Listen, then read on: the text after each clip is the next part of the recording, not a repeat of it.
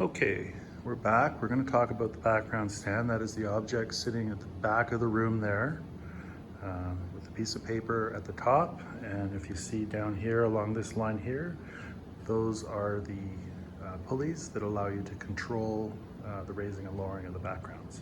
Okay, we're not going to get into changing seamless right now. Maybe in your home studios you'll have a roll of seamless if you can justify that financially. They're not that expensive for the very small rolls, which are pretty much all you're going to need for what we're doing. But at least going forward, when you come into the studio, you'll have an ability to work with this background system as well.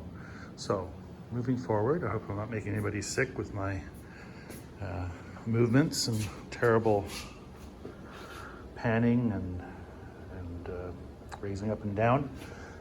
But if I am, just try to bear with me. So these cables, these chains, control each of the backgrounds. And each of the backgrounds, there's a white, a gray, and a black, as you can see. Hopefully you can see. I can sort of see it here. And it's pretty straightforward. To raise and lower it, you basically turn this unit and the background will come down. Okay, I'm doing this on my own and I don't have a tripod with me, so I'll pull that down a little bit and back out and you can see what we're presented with, okay? Generally, when you're in the studio, you'll have someone hold the background as you lower it and pull it out, and you'll form it into a cove, so it will come down and out to about where the X is there, and then you have plenty of space to place your subject in front of the background. One thing you want to try and avoid when you're positioning a subject in front of a background is to put them right up against the background. So generally you won't want them positioned that close to the background.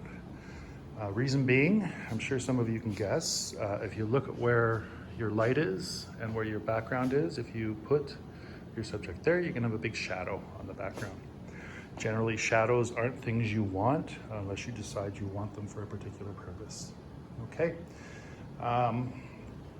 Beyond that, generally I try to bring my subject out about 4 feet from the background, and that way when I position a light, generally the light's going to be higher than your subject, so the shadow will fall down behind and not interfere with your subject. Okay. Anyway, not something you have to worry about right now, but good to know for the future. Pulling it back up when you're done, ideally you would leave the studio in the same position as you found it.